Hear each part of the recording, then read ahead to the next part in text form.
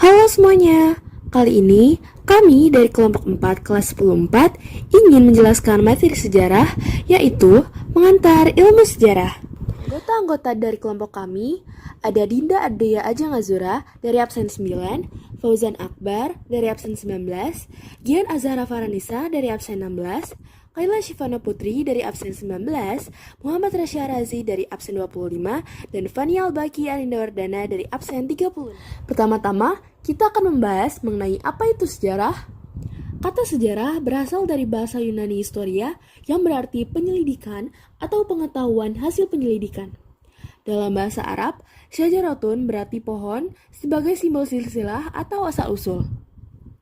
Secara umum, sejarah adalah ilmu yang mempelajari peristiwa-peristiwa penting dan bermakna yang terjadi di masa lalu umat manusia. Tapi bukan sekedar menghafal tanggal dan tokoh, sejarah mengajak kita memahami proses, perubahan, dan dampak dari setiap kejadian. Yang kedua, kami akan membahas tentang ciri-ciri sejarah. Sejarah memiliki 5 ciri utama yang membedakannya dari cerita biasa, yaitu yang pertama adalah empiris, karena didasarkan pada bukti nyata seperti dokumen, artefak, atau kesaksian. Yang kedua adalah objektif, karena berlandaskan fakta, bukan opini atau imajinasi. Yang ketiga adalah permanen, artinya peristiwa sejarah tidak bisa diubah atau dihapus. Yang keempat adalah unik, karena setiap peristiwa memiliki karakteristik tersendiri dan tidak akan terulang persis sama. Dan yang terakhir adalah kausal, karena sejarah selalu menunjukkan hubungan sebab akibat mengapa suatu terjadi dan apa dampaknya. Konsep dasar sejarah. Untuk memahami sejarah secara utuh, kita perlu mengenal konsep-konsep dasarnya, yaitu yang pertama, waktu atau kronologi, yaitu urutan kejadian yang membantu kita melihat alur peristiwa. Yang kedua, perubahan, yaitu pergeseran kondisi dari suatu masa ke masa lainnya, seperti perubahan sistem pemerintahan ataupun teknologi. Yang ketiga, kontinuitas, yaitu hal-hal yang tetap bertahan meskipun. Konsep dasar sejarah.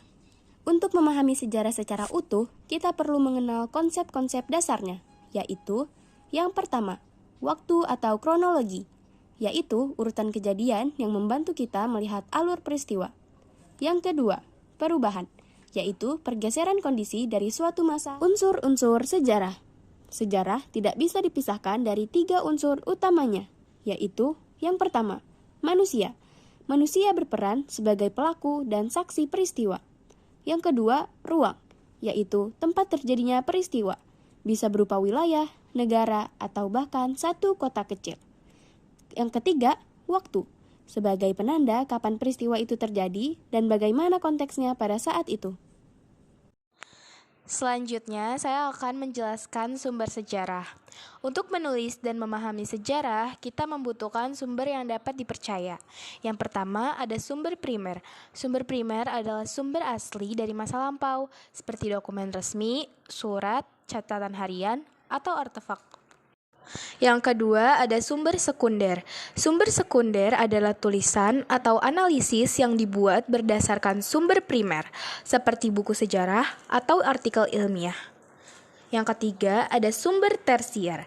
Sumber tersier adalah kompilasi dari berbagai sumber, seperti ensiklopedia atau buku pelajaran. Cara berpikir sejarah. Dalam sejarah, kita menggunakan 2 pendekatan berpikir. Yang pertama, ada pendekatan berpikir diakronik, yaitu melihat peristiwa secara kronologis dari waktu ke waktu untuk memahami proses dan perubahan. Yang kedua, ada pendekatan berpikir sinkronik, yaitu melihat satu masa secara mendalam, fokus pada kondisi sosial, politik, dan budaya saat itu tanpa memperhatikan urutan waktunya.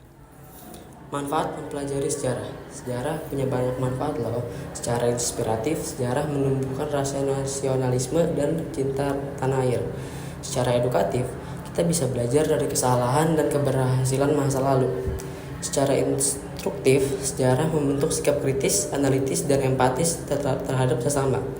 Dan secara rekreatif, sejarah bisa menjadi media hiburan yang seru, dari membaca kisah pahlawan hingga menonton film sejarah.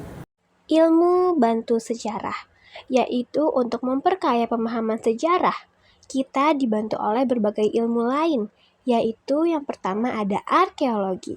Arkeologi ialah ilmu yang mempelajari benda-benda purbakala.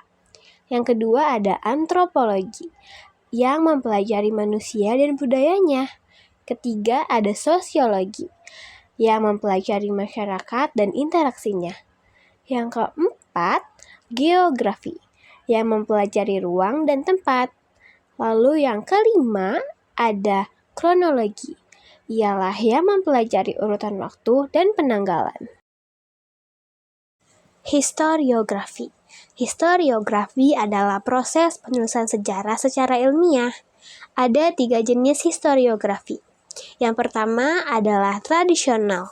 Tradisional ditulis oleh penjaga atau penulis istana, seringkali subjektif dan penuh mitos.